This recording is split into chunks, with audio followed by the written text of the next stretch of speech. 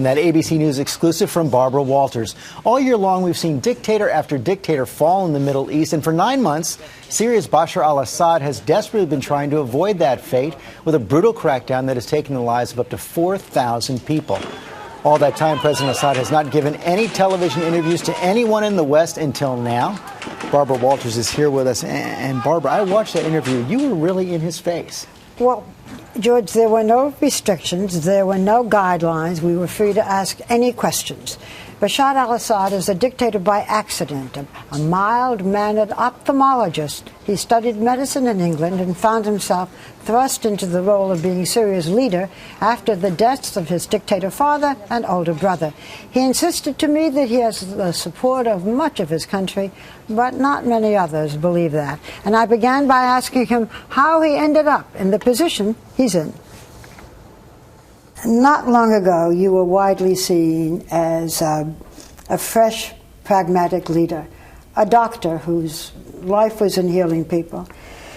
Now, sir, much of the world regards you as a dictator and a tyrant. What do you say to that? What's important how the Syrian people look at you, not how you look at yourself. So I don't have to look at myself. The protest really began after the detention and torture of children who were writing graffiti calling for your downfall. I've seen awful pictures of what happened. Why was there such a brutal crackdown? What happened? Well, I'll give you some examples that I saw. A 13-year-old boy who was arrested in April. A month later, his body was returned to his family bearing scars of torture. A famous cartoonist whom you know, who was critical of you, badly beaten, his arms were broken. A singer, famous singer, who wrote a popular song calling for your ouster, he was found with his throat cut. You have seen these pictures, have you not? No, but I Is this news to you? No, it's not news. I met with his father, with the father of that child, and he said that he wasn't tortured. The cartoonist.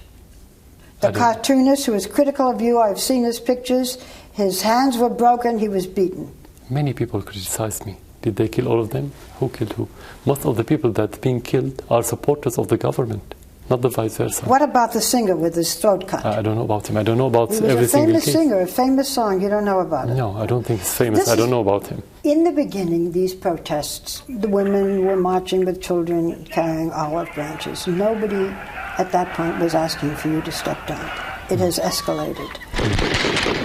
Do you think that your forces crack down too hard? They are not my forces. They are military forces, belong to the government. Okay, but you're I don't own them. I'm president. Okay. I don't own the country. So they're not my forces. No, but you have to give the order. No. Not by your command? No. We don't have, no one's command. There was no command to kill or to be brutal. People went from houses to houses. Children were arrested. I saw those pictures. To be frank with you, Barbara, I don't live here. How did you know all this? We have to be here to see. We don't see this. So it cannot depend on what you hear in the United States. But I saw reporters who brought back pictures. Yeah, but how did you verify those pictures? Yeah, so that's why we are talking about false allegations and distortion of reality. Last week, an independent United Nations commission issued a report. What it said was that your government committed crimes against humanity.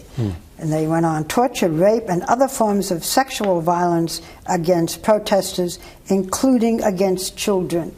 What do you say to them? Do you acknowledge that? Do you acknowledge what the UN said? Very simply, I would say send us the documents and the concrete evidences that you have, and we'll see if that's true or not. You have a lot of allegations now. Did the UN not send you these documents? Nothing at all. They should send us the documents. As long as we don't see the documents and the evidences, we cannot say yes.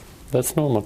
We cannot say just because the United Nations. Who said that the United Nations is a credible institution? You do not think the United Nations is credible? No. You have an ambassador to the United Nations? Yeah. It's a game you play, but doesn't mean you believe in it. You have said often that you don't see yourself doing this job for life. You've said you're doing it for your country. With all the turmoil in your country, is it perhaps better for Syria that you no longer remain its leader? I don't have problem. For me, it's about public support. This is the most important thing. So when I feel that the public support declined, I won't be here. Even if they ask or not, I shouldn't be here if there's no public support. Okay. That's conclusive. What do you think is the biggest misconception that my country has of what's happening here, if indeed there is a misconception? We don't kill our people. No government in the world kill its people unless it's led by a crazy person. For me as president, I became president because of the public support. It's impossible for anyone in this state to give order to kill. Do you feel guilty? I did my best to protect the people, so you cannot feel guilty when you do your best. You feel sorry for the life that has been lost, but you don't feel guilty when you don't kill people.